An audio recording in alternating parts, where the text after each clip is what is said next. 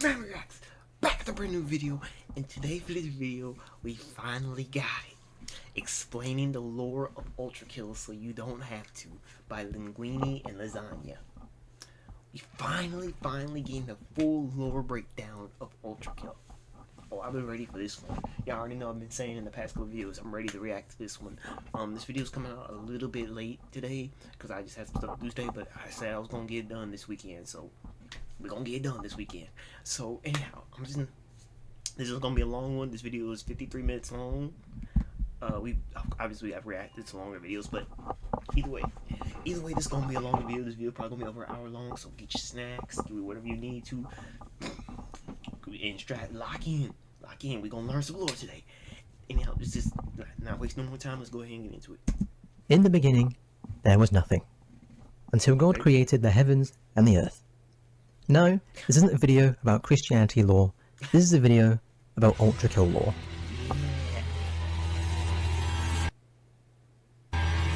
ULTRAKILL, if you somehow don't know, is a retro-inspired movement shooter created by RC Hokita Patala. I definitely pronounced that wrong. I'm not finished, don't sue me.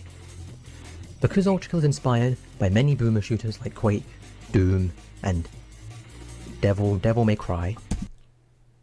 Dang, ULTRAKILL inspired Doom and Devil May Cry? That's crazy. I didn't know that. Boomer shooters like Quake, Doom, and Devil May Cry. Ignore that. The point I'm trying to get across is that ULTRAKILL isn't the kind of game to have much of a story. Booting up the game, there's no opening cutscene, no dialogue. The most you get is this startup screen that's not much more than a fun way to make the initial setup screen feel like an in-universe thing. Other than that, this is very much the kind of game where you open it, get a gun, and just go. Usually, there wouldn't be much to talk about story-wise with a game like ULTRAKILL, and if you don't go looking for ULTRAKILL's story, you can very easily miss the vast majority of the tale this game has to tell. ULTRAKILL tells its story through having surprisingly rich lore told to the player through environmental storytelling, flavor text, and books scattered throughout the game.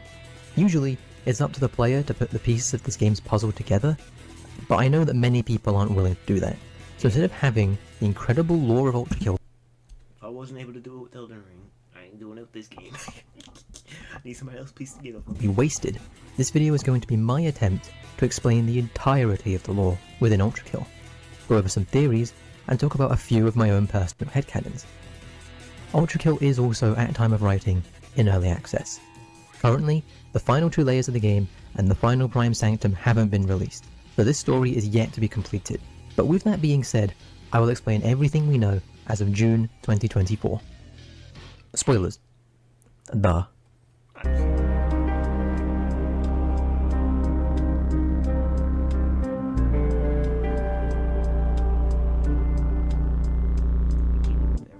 I started this video by referencing the Bible.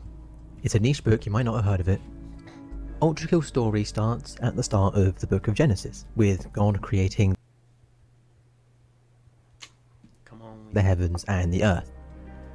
The heavens were made as a utopia for angels to exist within God's light.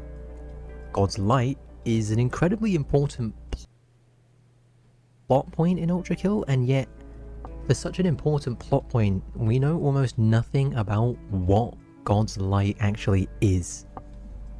We know it somehow keeps archangels alive, as when Gabriel is severed from the light, he only has a day to live. But we know nothing about what it is, how it works, and who can actually control it. Obviously, God can control it, but it's shown within the ending of Act 1 that powerful angels can control it as well. But I'm getting ahead of myself. Let's take it back to ULTRAKILL's story of creation. We don't know exactly when God creates mankind, but we do know that he quickly grows angry with the self-destructive nature of humanity. God decided to give mankind free will with the hopes that humanity would choose the path of good and choose to assist one another for the betterment of all. You and I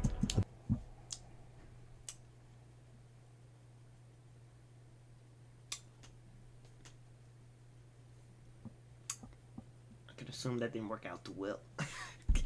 both humans, so I don't think I need to explain why God describes mankind as a failure and free will as a flaw.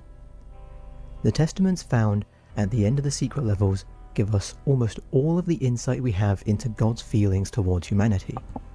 God decides to leave humanity to their own devices and start anew with another world, another race of beings better than humanity, a race that lacked free will and followed God's law. Failure after failure after failure after failure after failure after failure after failure, the results refuse to alter. Uncountable cycles of creation wasted, uncountable formulas for a mind without free will wasted. These testaments tell us very clearly that God stuck to his word. He created countless worlds with countless different races that lacked free will, and all of them fail. After failing to create a perfect world that lacked free will, God begins to lose faith in such a task even being possible. So in a fit of rage over humanity's continued survival, the survival of the one race left for dead, God created hell. And in an incredibly important revelation, he can't unmake it. God in ULTRAKILL is not omnipotent. He is not all-powerful. He is flawed, just like how humanity is flawed. Countless failures to create a perfect race threw God into a fit of rage where he damned man to an eternity of suffering for what is ultimately God's failure. The idea of a God that isn't all-powerful completely contradicts the typical ideas of many of the major world religions and sets ULTRAKILL's God aside as a unique character rather than a stand-in for the typical notions of God we think of. This idea of a flawed God continues on and only grows stronger as the testaments progress. When asked why he would create such a thing as horrible as I'll be honest, when you think about it, I know I'm gonna try not to pause too much because it's a really long video. But it's actually kind of scary to think about. Think about that God of all people could be flawed. Like, he can make mistakes. It's like, sure, it makes you more relatable to him, but at the same time, it's like, if someone like him can make crazy mistakes, it's like, that's kind of scary to think about when you think about like what he's capable of, creation and destruction. It's like, it's kind of crazy when you think about the fact that he can make mistakes like that. But yeah, I just want to point that out. But yeah, I'm gonna try not to pause too much. hell? God has no answer. No matter how evil humanity may be, eternal damnation has no justification even in God's eyes. The guilt of what he has done to humanity, the regret of not being able to undo what has already been done, eats away at God. God weeps over what he has done. He falls into despair. He loses all hope. He looks for a way out of the world he created, but in his eyes, he has only caused pain and misery for everything he has touched. Unfortunately, the terminals end there for now. The final terminal is not yet released, but we do know one more thing about ULTRAKILL's God. God is dead. Or at least, he is no longer present in this world. The Father's presence one day vanished from heaven, never to be felt again. The death of God causes panic to spread amongst heaven. A power vacuum to be filled once more, to replace the role God filled. But the replacement that answered the call wasn't one to be celebrated. Death stains territorial. Counts of heaven.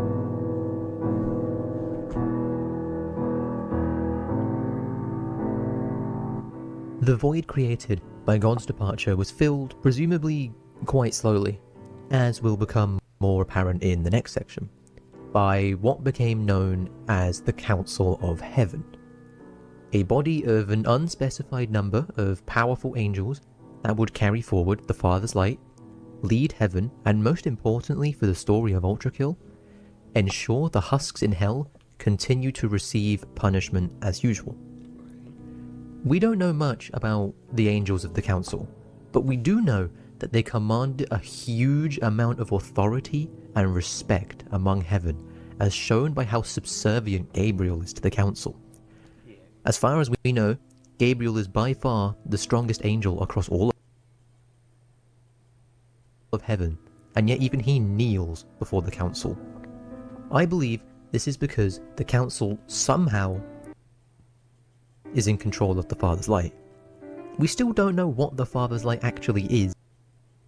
We don't know how the council gained control over the Father's Light, but we know that control over it essentially gives the council unlimited power over the citizens of heaven, and if angels don't follow the orders of the council, they will not hesitate to carry out executions in the form of severing the Father's Light.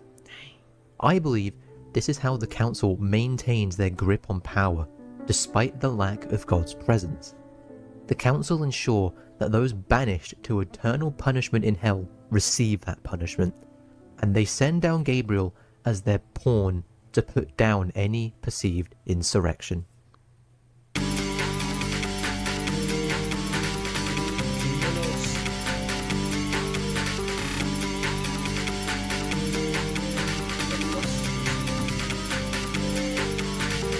The departure of God isn't just felt by the citizens of heaven. The sudden disappearance of God is felt by those in hell as well. Angels sent down to hell to make sure that the damned receive their punishment quickly return back to heaven in the chaos, and for the first time in eternity, those in hell can breathe for a moment. King Minos ruled over the last layer. As the judge of hell, he decided what layer damned souls would end up going to. However, he always had some sympathy for humanity. Minos didn't believe that humanity should be punished for being lustful. He believed that loving one another wasn't a sin punishable by eternal torture, and he seizes the opportunity. Minos rebuilds the lust layer into a paradise. So my only question is, God, I remember one of the testaments that we went by, so I saw something mentioned about Lucifer. Like, is there an actual like Lucifer or the devil in hell in this game? Cause I feel like he would be like the ruler. Cause I know King Minos is considered the judge of hell, but it's like I don't know if that means he's like ruler of it or whatever. I'm not sure. Maybe he'll mention it later on. I'm just curious. Paradise within hell, and builds a grand city within the layer for the husks, now citizens of Lust, to live in. This is why I think the formation of the council took a long time. Building a city doesn't happen overnight, and yet the city of Lust becomes a giant thriving metropolis. Of course, as we know, the council does form eventually. Of course, as we know, the council wants to make sure that those in hell receive their punishment. So of course, the council is not a big fan of what Minos has done to the Lust layer. Enraged at the news of the construction of the City of Lust, and the Lust Renaissance as a whole, the council decides to send down Gabriel to end the Renaissance by any means necessary. Minos chose not to fight back. Minos believed foolishly that Gabriel would listen to reason. Minos believed foolishly that Gabriel would ever listen to Minos' pleas about the plight of man. Gabriel cut Minos down without a fight. The death of Minos almost immediately ended the Lust Renaissance. The citizens of Lust were once again subject to the eternal torture. However, this time, the decay of their hard work is now thrown on top of it all.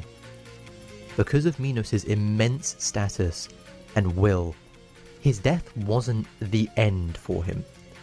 What remained of Minos' soul began to form together in an attempt to create the first known prime soul.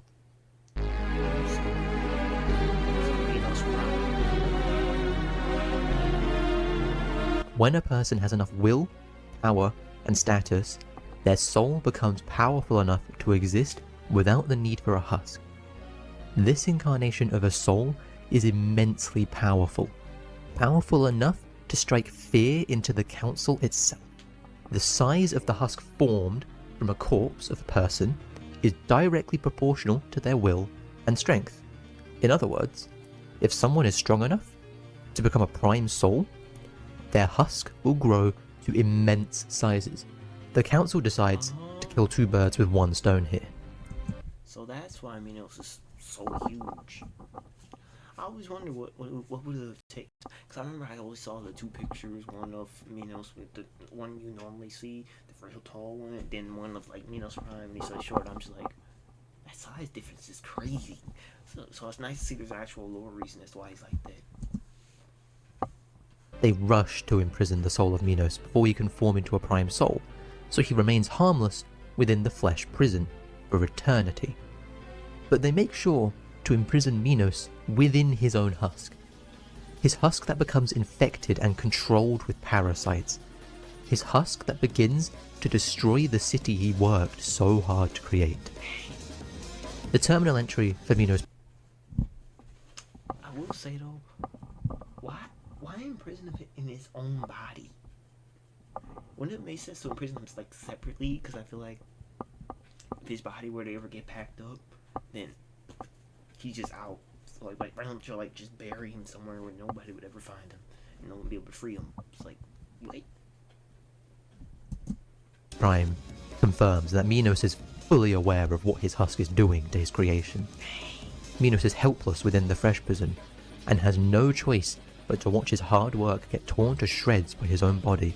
Now let's see what people say. With the Judge of Hell dead, the council decides to make Gabriel the new Judge of Hell.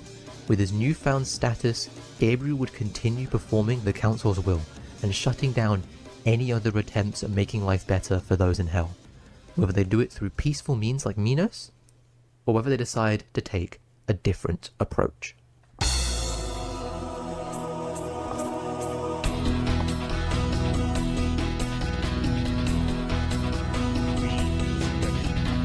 The departure of God from the world was felt as deep down as the layer of greed within Hell.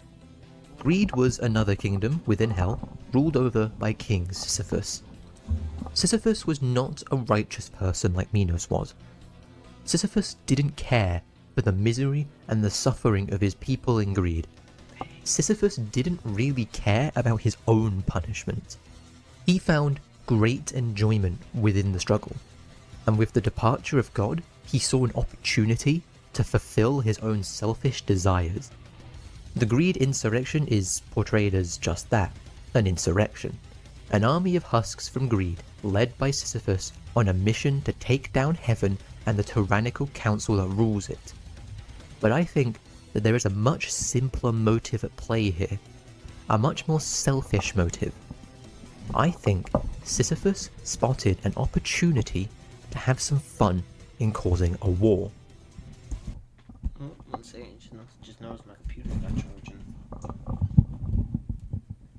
There we go. Alright. Oh, that would have been bad. My computer just died on me in the middle of the recording. I would not have been happy. Sisyphus knew from the start that he was not powerful enough to take down heaven. And he certainly knew that his army was almost useless against the power of Gabriel and the angels. But Sisyphus didn't care. He was bored of his eternal punishment, and he had grown to enjoy the futile struggle of it all. So when he saw the opportunity to do something new, to start a big fight, and to start a fight he knew he couldn't win, he took it. The insurrection swiftly caught the attention of the new Judge of Hell. Gabriel quickly went down to Greed to stop the war before it even began. Gabriel knew that taking down Sisyphus would cause the army to disband. Gabriel decapitated Sisyphus with ease, and the army disbanded almost immediately without their leader. Just like Minos, Sisyphus began forming into a prime soul upon his death. But something was different about Sisyphus. Minos formed into a prime soul because he dared to defy heaven and attempted to end the suffering of the people of lust. Sisyphus didn't just defy heaven, he actively sought to destroy it. The sheer amount of spite within Sisyphus meant that he began forming into a prime soul significantly faster than Minos. He was significantly stronger than Minos, and he posed a massive threat to heaven. King Sisyphus had the will, but not the power to destroy heaven. Sisyphus Prime has no such limitation. His soul was not imprisoned within his corpse like Minos was. He was placed in the flesh panopticon 2 layers down in heresy, to make sure he is as far away as possible. The power of Sisyphus' soul meant that the angels were rushed to imprison Sisyphus. By the time they finally managed to place him within the Panopticon, he had already begun to form into a prime soul, which is why he breaks out of the Panopticon himself as soon as it gets slightly weakened. His corpse was strung up deep inside the pyramid he once used as a throne room. The location of his decapitated head is a mystery to this day.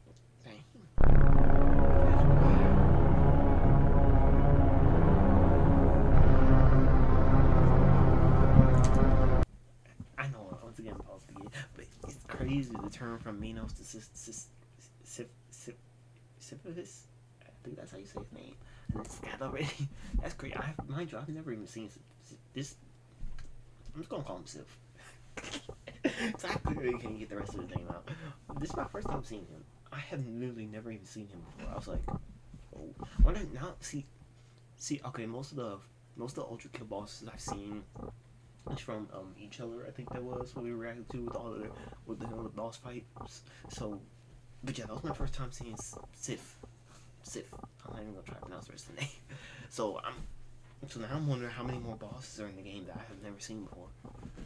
Because we ran each other didn't make like all the fights, didn't make an animated version of all the fights. I wonder if he has any more. I have to look back at his channel. Anyhow.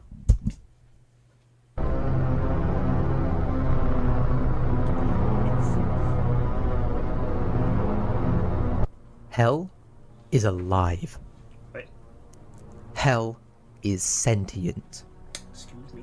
Hell is a living being that became too strong for even God to destroy. How do we know Hell is alive? The enemies getting teleported to your location as you play the game is explained in universe as Hell teleporting them to you, just to start a fight for entertainment. The doors locking behind you as you play the game is also explained through Hell locking them to force you to fight for its entertainment. The enemy description of the Minotaur has a redacted section within it that consists of 2 words. The first word has 4 letters, and the second word has 6 letters. I don't think it's much of a coincidence that Hell itself perfectly fits this redaction. The husks in Hell that have mechanical augments, like soldiers and schisms, can also be explained by tinkering from Hell itself. Hell, being a sentient being, can learn of machinery by observing humanity and begin to incorporate machinery into its own creations to enhance them as fighting machines. This isn't the only case of Hell observing humanity to create horrific ways to torment humanity. Humanity's creation of the Gutter Man was such a horrific abomination that Hell took direct inspiration to create the Mannequin by ripping apart sinners' limbs and rebuilding them from mismatching parts or trapping a soul within the new abomination. The idea of humanity being capable of a creation so terrible that even Hell looks at it and recognizes how terrible of a creation it is. I know, guys, but I gotta say, the fact that this is something that I could actually see, like, the fact that I could actually see something that happened. I could actually see humans creating something so messed up that even Hell's just like, oh my god, write that down. Bro, I really saw it. Their creation was just like, write that down. It's like, I can do better. That's actually wild. So, bro, hell would already be a scary place because it's, hell. But the thought about the fact that it could be alive, that's OD.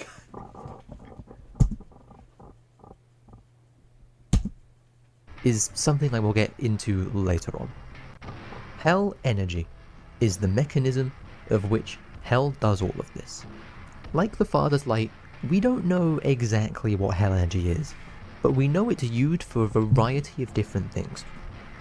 Teleporting in enemies uses Hell energy. Locking doors presumably also uses Hell energy. And it is my belief that Hell energy can be a replacement for blood as fuel. I believe this for a few key reasons found within the violence layer of Hell. In 7-2, there is a secret book containing a poem that I will go into much more detail later, but for now I am interested in a single extract. I believe when the writer, which is almost definitely a gutter man, but again I'll get into that later, states that they no longer need the fuel provided by the body inside of them, that this is because they are now being fueled by Hell energy. The body inside of the gutter men has decayed and rotted beyond the point of being useful anymore. I highly doubt that this skeleton, after countless centuries after the creation of the gutter men, is still producing enough blood to fuel these machines. On top of this, the machines of violence are simply too old to have made their way into Hell naturally like the other machines. The oldest known machine that made its way into Hell is the Sentry, but that was repurposed specifically for the Hell Expeditions. Remember the Hell Expeditions, they're going to be important later. The Guttermen and Gutter Tanks were centuries outdated by the time of the Hell Expeditions, and so the odds of this many surviving this long, making it this deep into Hell, seems unlikely. What seems more likely to me is that these machines have been placed in violence deliberately by Hell itself, fueled by Hell energy, so they can continue fighting an eternal war without the need for fuel. Another piece of evidence I have for the machines in violence being powered by Hell energy is the fact that the Earth Mover requires sunlight in order to be powered, but there is no visible sun this far down in Hell. So the Earth Mover must be getting some form of alternative power source, and it's my belief that these growths that tie the Earth Mover down to the floor are there to form a physical connection between the Earth Mover and Hell itself, to provide a large amount of Hell energy to keep these Titans fighting, to replace the need for solar power, to keep the final war from truly ever ending.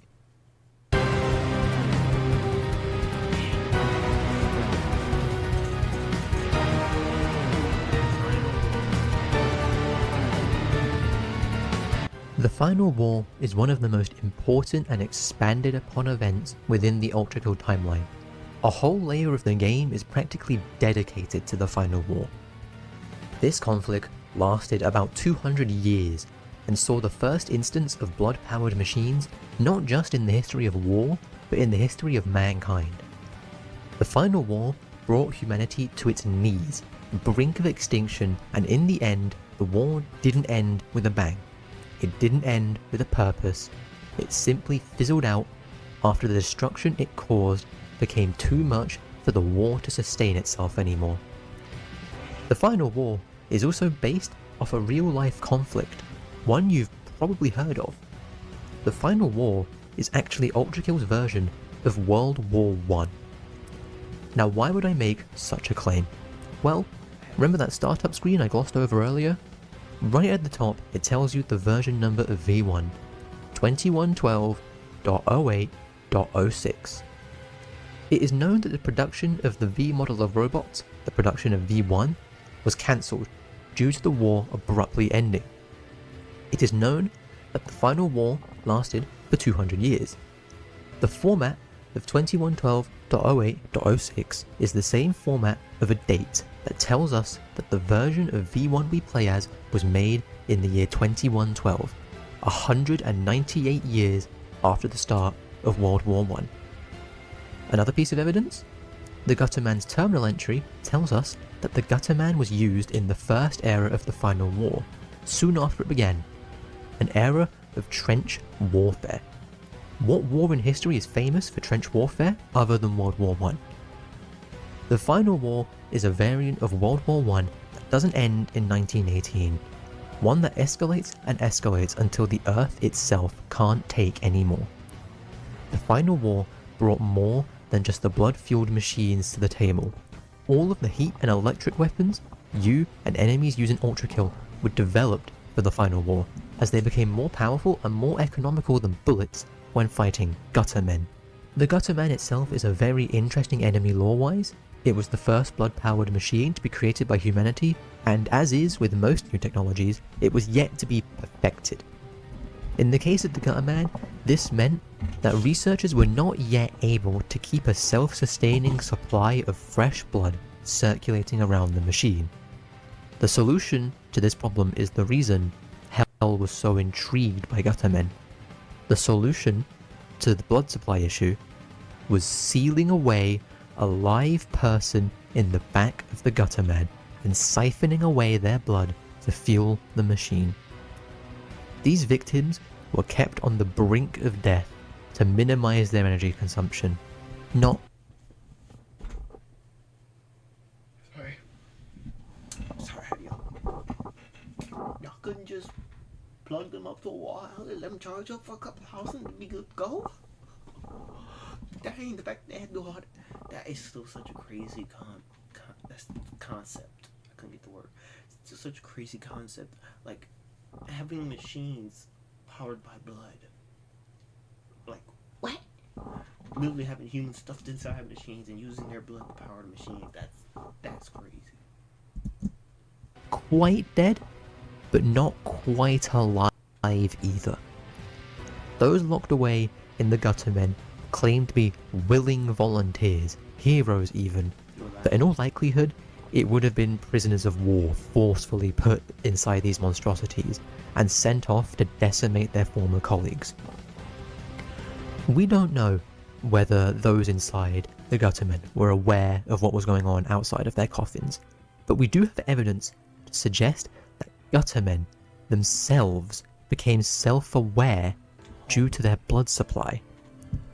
The terminal entry in P-2 suggests that the terminals gained their sentience due to the fact that they were powered by blood.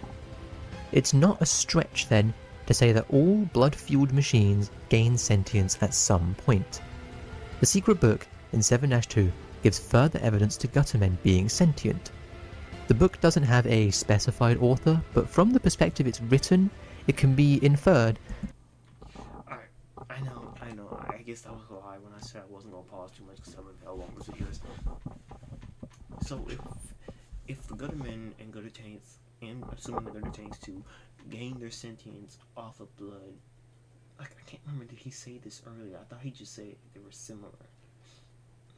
Yeah, I know he mentioned earlier the similarities between hell energy and blood. So are we assuming that basically that it's not just the fact that they're similar, but it's like they basically work the exact same?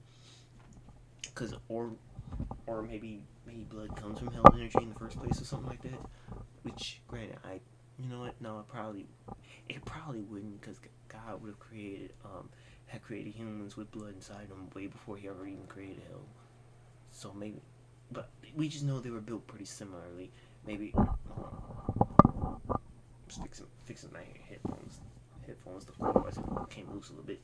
But yeah, so they would have to be pretty similar. Maybe when he like created hell, he created hell energy and based it off of blood, and that's so, like, to put it in specific, maybe blood is like the original hell energy, and that's what hell energy is. It's just, what's the word I'm looking for?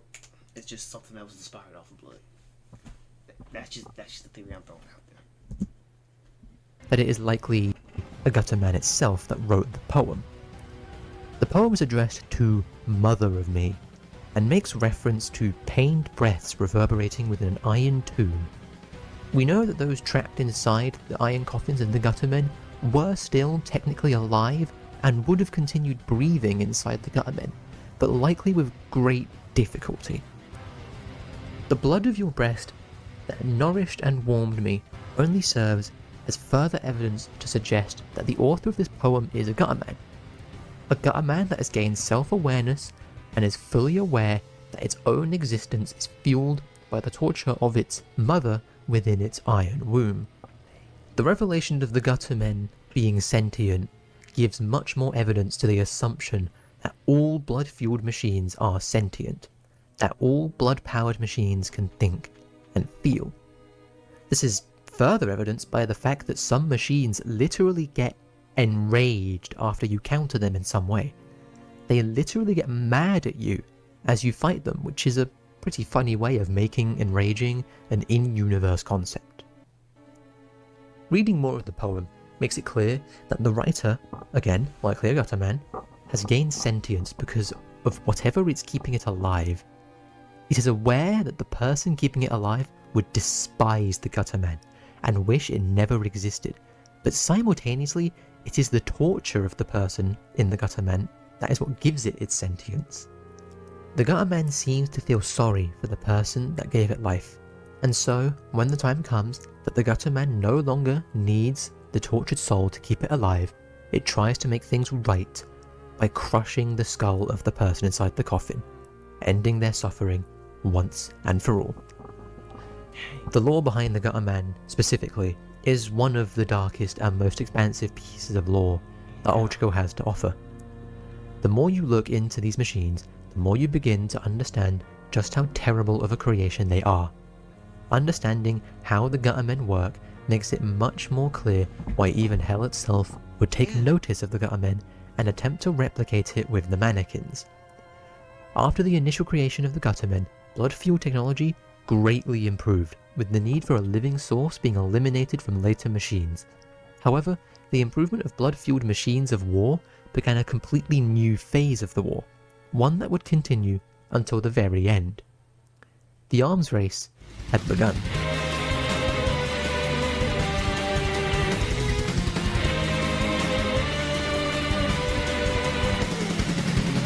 Guttermen were incredibly powerful weapons of war, being airdropped into enemy trenches and clearing out entire trenches on their own, so the enemy responded with new and improved machine design to counter the Gutterman, which was creatively named the Gutter Tank.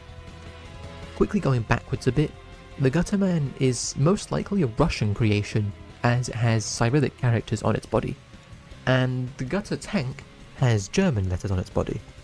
Russia and Germany were enemies in World War I, so this just gives further evidence for the final war being World War I.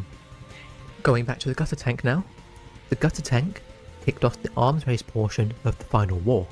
By designing a machine to counter the Gutterman, the need for a machine that countered the Gutter Tank was suddenly needed.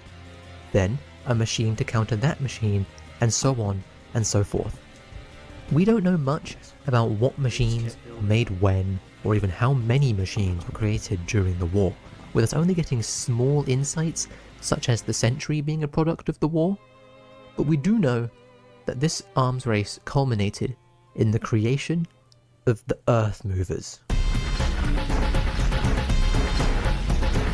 The one So that's probably the whole reason why the Earth Movers exist in the first place, not just as machines of war, but I know there was also mentioned that there's like cities on their backs and stuff like that. So I'm assuming that's basically one of their main purposes, because of the fact that I remember you were saying during the war it got to the point where the Earth really just couldn't take it anymore because it just went on for so long. So literally the Earth Movers were like basically what people would live on, just because the Earth was so like uninhabitable now at that point. I'm assuming that's what it is. It's just me putting two and two together. So I'm assuming that's their whole purpose, which is crazy. I wonder if these big things got sentient too. I wouldn't be surprised.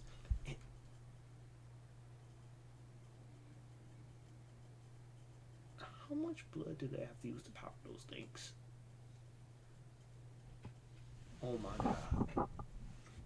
That just popped in my head. How much blood has to be used to power those things? Oh my god. Oh my god.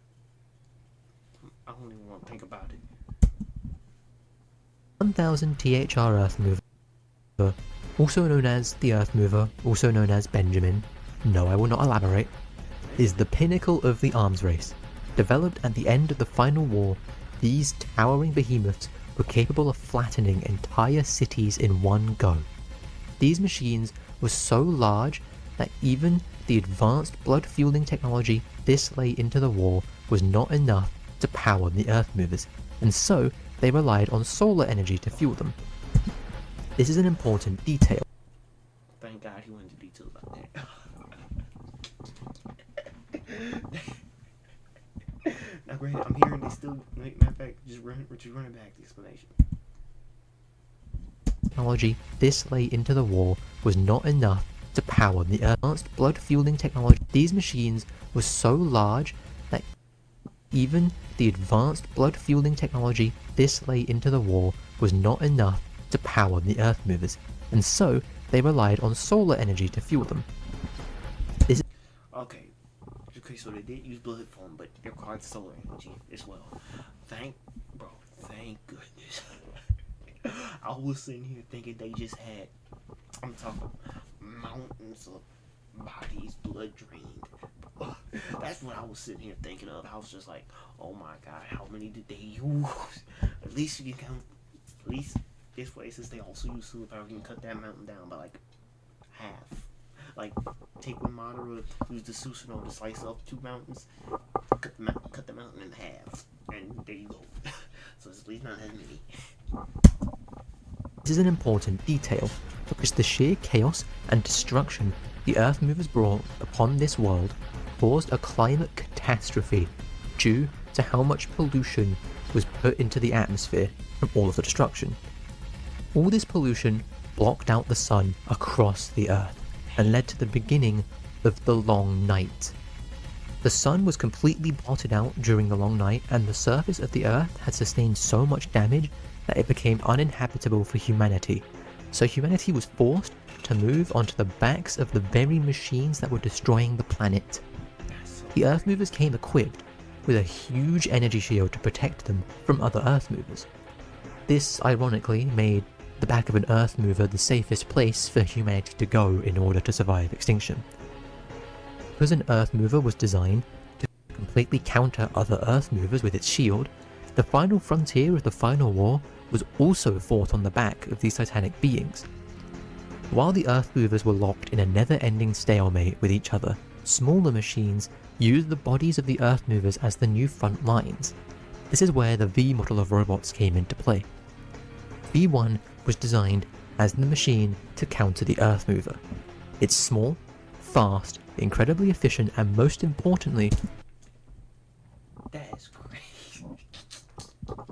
But if I was a sentient robot and I was designed like that, I would look up and be like, y'all designed me to beat that? Like, what you mean? Like, no. Now, granted, it does kind of make sense though, just because he's way faster than them, so they really can't hit him like that. But that's still crazy. It can refuel by absorbing blood through a new experimental type of plating. I say that V1 was designed with a specific task of countering Earth movers because of our encounter with one in 7-4. Upon stepping out into the war zone, the Earth mover immediately changes targets from its counterpart in the distance to you. Instead of aiming at the Earth mover in the distance and continuing the stalemate, the Earth mover in front of you almost immediately turns to V1 and prepares to strike V1, leaving itself vulnerable to the other Earth mover in the distance. What I'm getting at here is this. This giant machine that brought upon the end of the world identifies V1 as a larger threat than another Earth mover, which is why I personally believe that V1 and the V model of machines was designed with the intent to bring down the Earth movers. However, the development of V1 was cut short by the sudden end of the final war. The Long Night is what ultimately caused the end of the final war, with the Earth movers being reliant on solar power to stay running. They all slowly... Wait, so development of the V models was shut down right, like, with V1. So if we're assuming it was shut down with V1, then how did the V2 get made? Did, like, somebody start it back up? See, I gotta keep this. slowly died one by one. With the war being completely reliant on these giant machines, humanity didn't know where to go from that point. So the final war ended not with a bang, but with it slowly fizzling out and extinguishing itself. There's a short book that can be found on the back of the Earth movers we fight in game. There's only one page with writing, and the text is in all red, spaced, capital letters, leading many players to assume that this book is written by hell itself. War no longer needed, it's all... Oh, I did get a comment about that a while back. saying that there was a book on one of the Earth movers that actually was probably written by Hell itself. I remember comments saying that. Ultimate practitioner. It had become a self-sustaining. Oh, you know what? This is probably the dang quote that was playing um in the Earth mover fight that Cheller made against V1. Because I remember at the end of the Earth mover fight, he had like there was like a little speech at the end. That's like it was the Earth mover fight, right? Yeah, I'm pretty sure it was the Earth mover fight. A little speech at the end, but I'm pretty sure that wasn't in the actual game. It was just a note that you find on the back of the Earth mover. Okay, I'm starting to get stuff pieced together for me now. No longer needed its ultimate practitioner. It had become a self-sustaining system. This line reveals how, by the age of the Earth movers, the war no longer needed humanity to continue. Instead, the war had become nothing more than machines fighting other machines with little to no regard for the will of humanity. Man was crushed under the wheels of a machine created to create the machine created to crush the machine. Taking this phrase literally, we can infer that mankind was not in control of the war past a certain point. It became more efficient to design a machine to design machines for the war. Ultimately, the machine designing machines would get caught in a runaway cycle of endlessly designing more and more powerful machines to keep countering the machines designed by the machines. Humanity lost control of the war at some point, which truly makes the final war a war without reason. That's so crazy.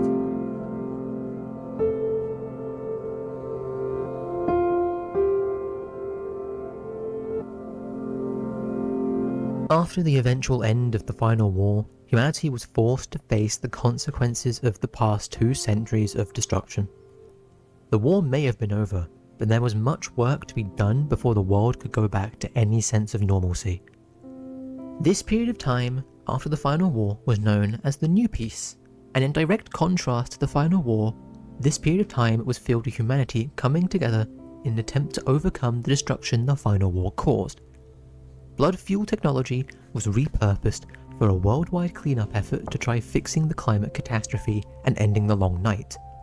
Despite the vast majority of blood-fueled machines being created during the final war, most of the machines we find in-game are actually products of the New Peace. Oh, so that's how V2 got made. He was built during the New Peace, and V1 was built during the war. That's crazy. That's crazy. So,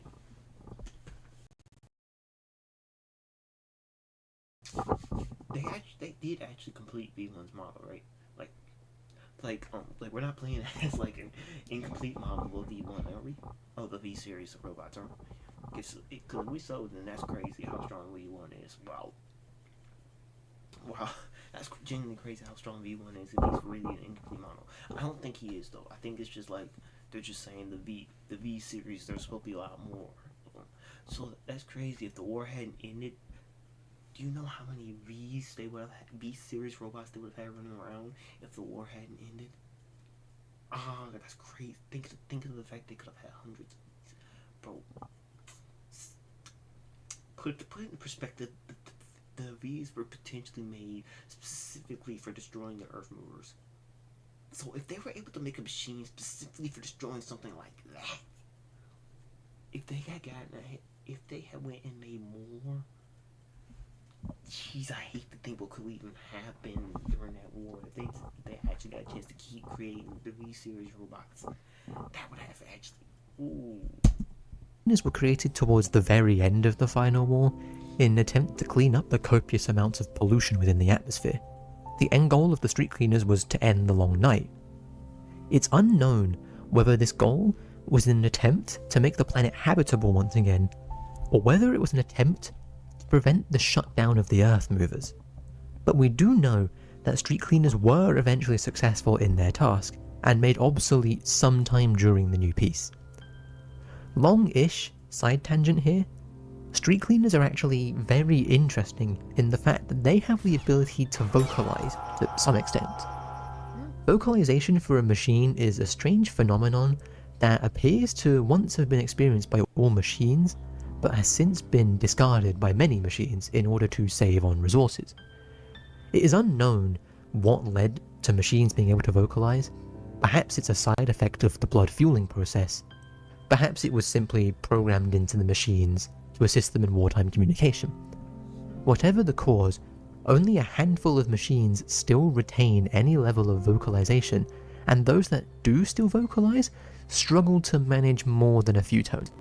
Street cleaners, swords machines, drones, tanks, and potentially even gutter men and V1 all either directly vocalize or at least show signs of still being capable of vocalizing. I don't know why these machines continue to spend resources on this unique ability, despite a seeming shortage of blood by the machine Anipa is having in an attempt to save food. Side tangent aside, humanity decided to keep using blood-fueled machines into the new peace. Considering the destruction these machines brought to the world, it brings to question why humanity would ever choose to keep using these machines. But no answer to that question is given. We do know that the technology behind the machines in the piece is directly tied to machines at the final war. The V model series of machine was initially created as the ultimate wartime fighter, the V1 designed to take down Earth movers as I spoke earlier. But with the end, the V1 was left completely useless. Not wanting to lose their investment, the creators of V1 decided to repurpose the V model to fit its new peacekeeping role with the creation of V2. V2 was designed as a peacekeeper, taking combat capabilities of V1 and putting them to a more durable without the experimental being of V1. V2 ultimately failed, just like its predecessor, and it would need too expensive for a single unit to be used for peacekeeping purposes. V2 was thrown to the wayside just like V1, leaving only one of each prototype in the world. The V model was abandoned in favour of cheaper peacekeeping alternatives, like the drones and other machines that were either developed during the New Peace or repurposed from the final war. We don't know how long the New Peace lasted, but we do know at some point humanity was searching for a new source of energy to power their new world. And during this search, humanity managed to discover the gates of hell. Also,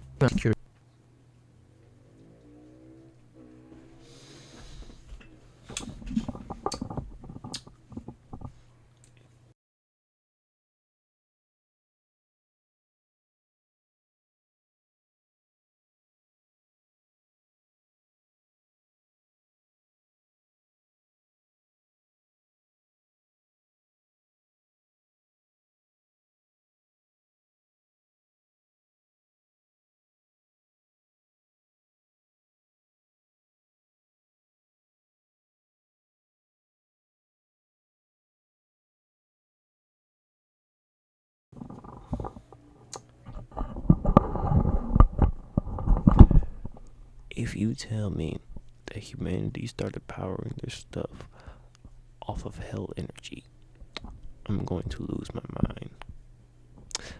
You mean to tell me y'all didn't learn y'all lesson with powering y'all stuff off of blood? Y'all had a whole war using machines powered by blood that made your world uninhabitable. So if I sit here, hit play on this video, and find out that they decided to use hell energy as the substitute for blood, I'm going to crash out. That's potentially, it's almost as that might be worse than blood. curiosity was too great to ignore, and the Hell expedition started soon after.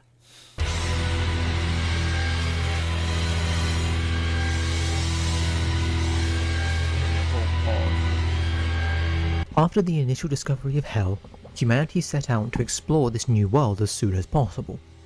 To achieve this, humanity started repurposing old machines to scout out Hell without risking human life. Street cleaners, drones, and even the old sentries were repurposed as scouts to lead the initial explorations into Hell. To accommodate this massive exploration project, a large facility was built outside the gates of Hell, which is later known as the prelude of the game. While we have no concrete confirmation that the prelude takes place on Earth, it can be assumed that V1 doesn't enter Hell proper until it opens the gates of Hell, which means that it's likely the prelude actually takes place on Earth in some capacity.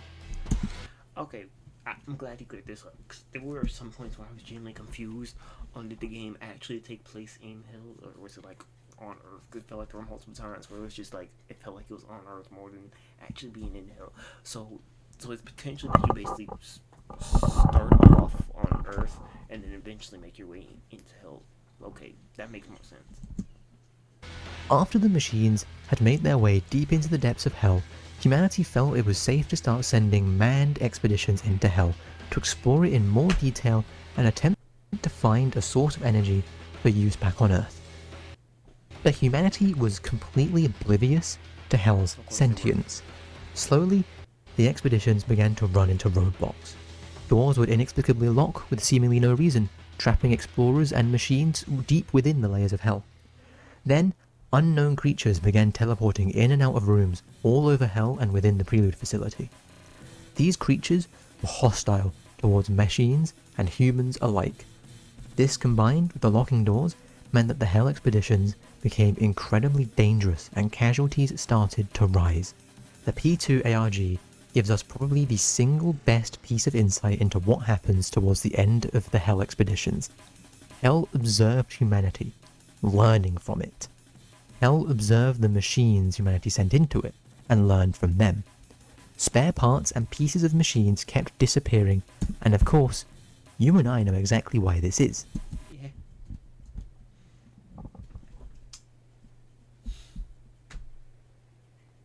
Shouldn't have brought the gutter man in there.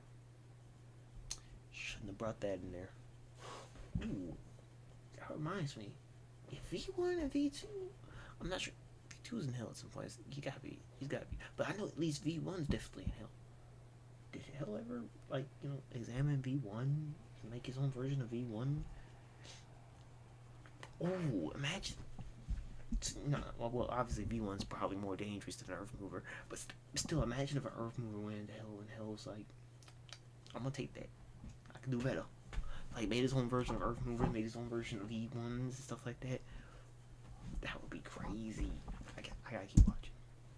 Hell was taking humanity's technology and fusing it with the souls of the damned to create half-machine, half-heart abominations like schisms and soldiers.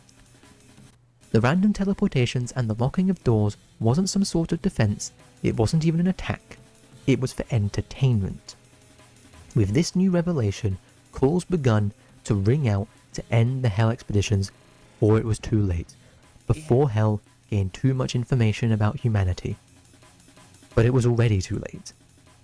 We don't know what happens next. All we know is, shortly after, humanity went extinct. There are several theories as to what caused the extinction of humanity. Some believe that there was some form of machine insurrection due to a lack of blood caused by the new peace. Some think that perhaps Hell itself took over the machines and either convinced them or directly controlled them to exterminate humanity. Others think that Hell itself directly caused the extinction of humanity in some way, with it using the path created by the Hell expeditions to access the surface. There isn't any concrete evidence for anything regarding the extinction of man at time of writing. All we know is, for sure, that the Hell expeditions sealed the fate of man and led to the mass migration of what remained of the machines into Hell. With no life left on the surface, there was no blood left for fuel, so if the machines wanted to survive, they had no choice but to enter Hell. I don't know why I'm just remembering that the Earth Mover, I think literally the Earth Mover fight does take place in Hell, because literally he mentioned earlier that they're literally powering themselves off of Hell energy. Well, no, because they also mentioned the only reason they're doing that is because the sun's blocked out, which makes sense. So yeah, the Earth Mover was in Hell. So he really doesn't even need to create his own versions of stuff anymore because he's got control over everything. So now I'm hoping he explains. So if Hell's basically got control over all the other machines, what's good with V1? Like, he doesn't have control over V1 because clearly V1's fighting everything in Hell. So now I'm curious what's good with V1.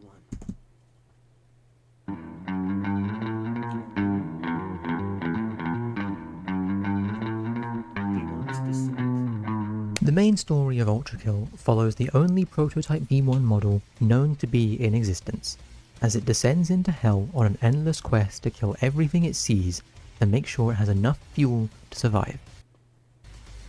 V1 is shown to be much more capable at combat than every other machine, due in large part thanks to its experimental plating that allows it to refuel and repair itself on the go.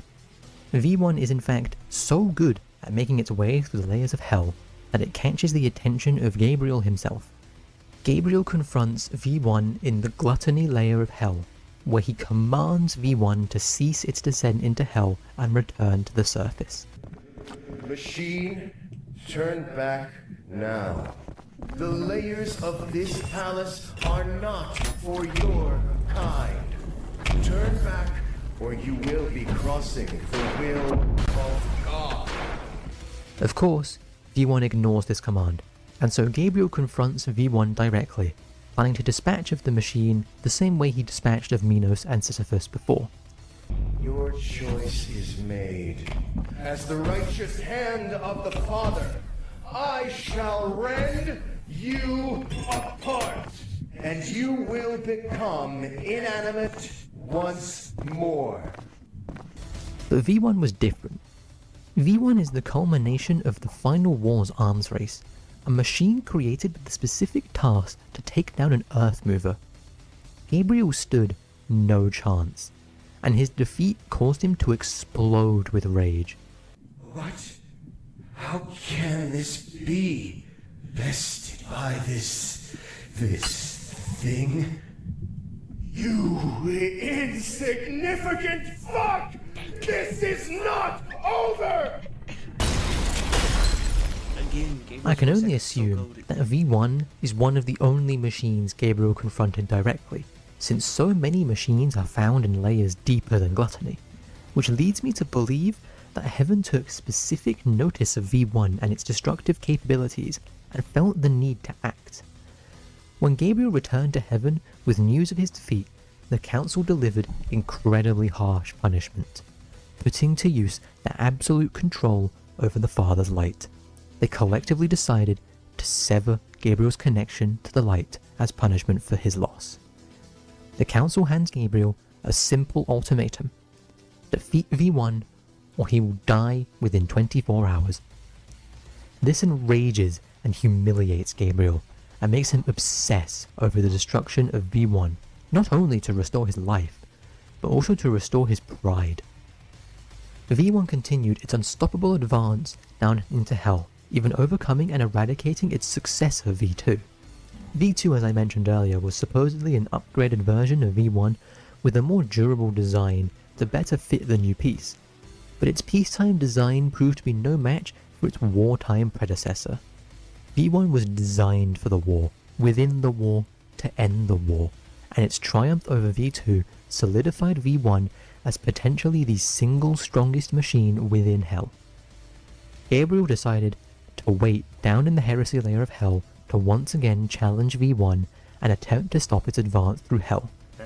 Gabriel's monologue before his encounter in 6-2 reveals that the rampage of the machines through Hell is causing individual layers of Hell to go extinct. Limbo, lust, all gone, with gluttony soon to follow. Your kind know nothing but hunger, purged all life on the upper layers, and yet they remain unsatiated. As to you, you've taken everything from me, machine, and now all that remains is perfect hatred. By the time V1 reaches Gabriel and Heresy, both Limbo and Lust are completely void of all life, with gluttony on the brink of extinction. Hell was not designed for machines of war. Hell was initially strong enough to keep the machines under control and even use them for entertainment, but I wonder whether at this point in the story, even Hell has lost control of the situation unfolding within it. Yeah. After V1 and Gabriel... That's so crazy. That's so crazy when you think about it. Humans created these machines to help them in the war. Then the machines created more machines, and basically just kept going on and on and on until eventually made the world uninhabitable. Alright? So they were like, So they were like, they want to find an alternative to blood, right? To use their machines. So like, all right, let's go explore Hell. Hell was like, yeah, I'm tired of y'all. And eventually, whatever actually happened to them, Hell was probably responsible for humans going extinct. Then Hell took over the machines and used them basically as entertainment to watch them fight or whatever he was doing, whatever Hell was doing, watching them fight as entertainment. And it eventually got to the point where Hell could not even genuinely take how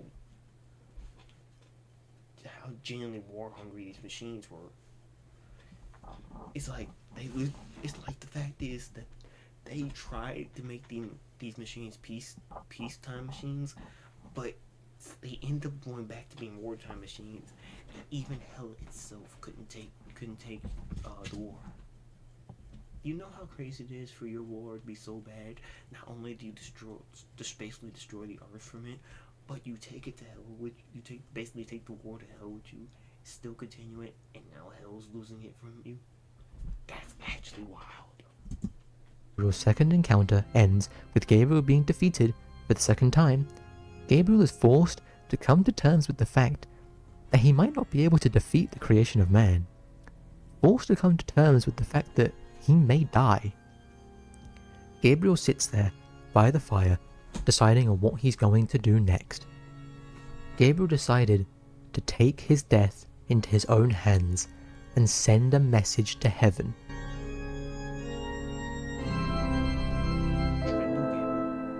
The council hall is stained with blood, and the screams of the councillors one by one get cut short. The last councillor begs and pleads for his life, reminding Gabriel that without the council, he will soon die. Gabriel is already aware of this. He has come to the realization that God isn't coming back, and that this world is coming to its end. With one final swing of his sword, Gabriel ends the tyrannical reign of the council and seals his own fate.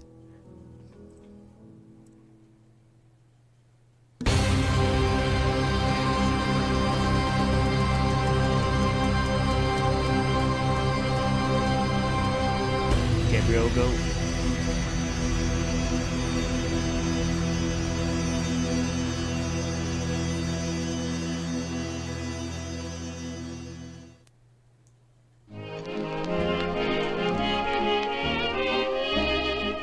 Throughout ULTRAKILL, there are several different terminals spread throughout each level, and on a surface level, these are nothing more than an in-universe way to show the player important information and menus. But these little boxes are much more complicated than meets the eye. These machines are alive, they are sentient, and they are bored. Most of the information about the terminals comes from, ironically, the terminals at the end of the Prime Sanctums.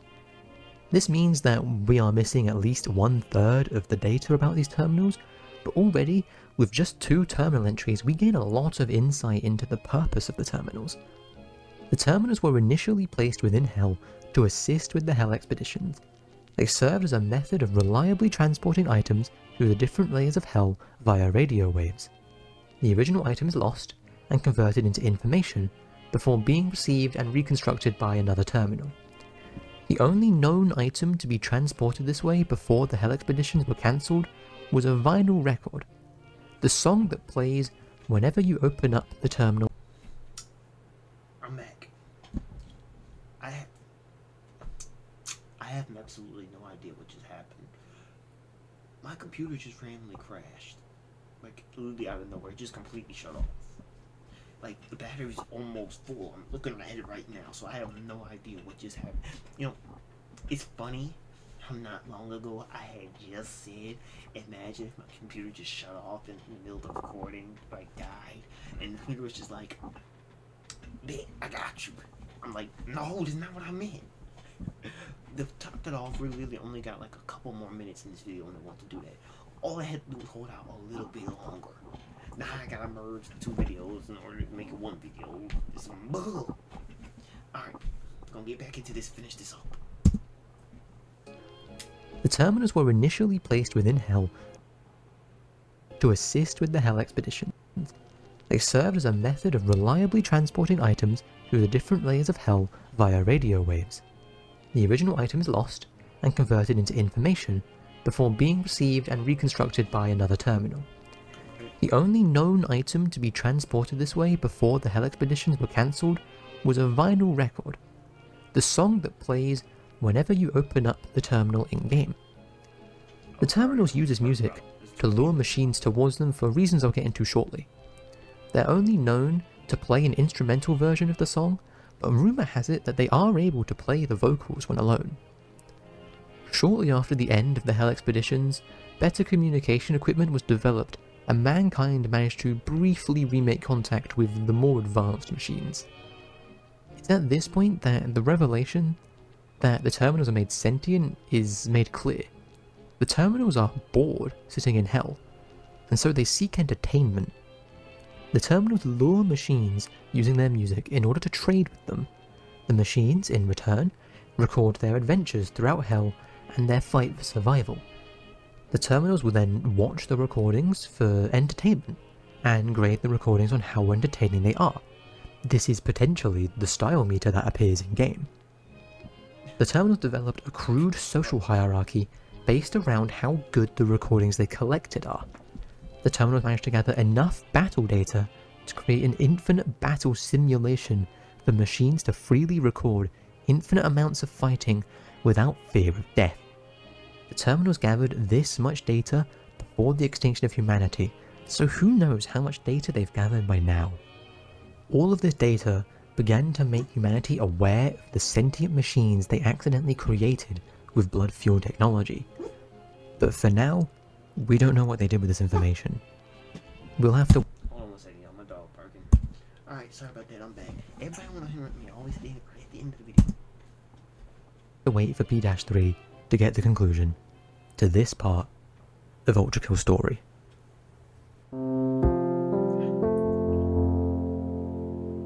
ULTRAKILL is a very simple game on the surface. You get a gun and you go shoot some enemies. But if you choose to dig deeper, you uncover a vast world that spans several different eras, storylines, and emotions, while all coming together and combining into one cohesive narrative. Considering that it's the first game made by Hakita and just a handful of other people, the world building is fantastic. It was enough to get me to create my first long-form video essay. The first video I can actually feel proud of making and put actual effort into. Of course, by the product of this being my first venture into this kind of content, it's gonna be rough around the edges. I may have gotten some things wrong. My writing may not be the best, but I tried my best to get my facts in order. If you enjoyed this video, then please consider leaving it a like, and share it with anyone you think may be interested. This kind of content isn't what I usually make, and as a result, this video is probably going to get buried Hopefully it doesn't. by the algorithm, so your support would be greatly appreciated.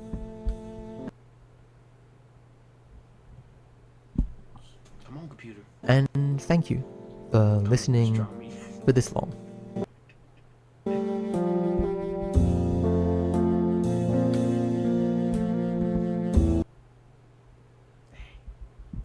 Thanks for the money.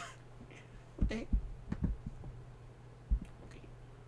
Oh, that's just going to his YouTube channel. I don't know what. I must have accidentally clicked something. Anyhow, wow. I must have been really deep into it because wow, that finished a lot faster than I thought it would. Anyhow, we finally got the actual lore of ULTRAKILL up to this point at least. It's still crazy when you think about the fact that ULTRAKILL isn't done yet. Like the game's not fully complete yet. Like they're still gonna be dropping. I'm not sure when they said the next layers are coming out, but probably still coming. That's actually still crazy to me. But yeah, the lore, bro, the lore for ULTRAKILL was fire. I never realized how deep in the lore for ULTRAKILL actually is. Obviously, because it's my first actual full-length lore video, I've just been hearing kind of bits and pieces off the side. And dang, a couple few thoughts. First of all, Linguini and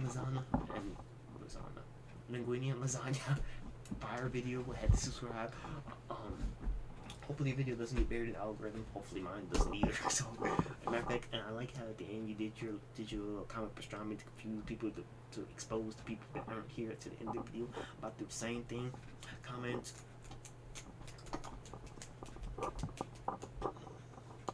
Let me see here.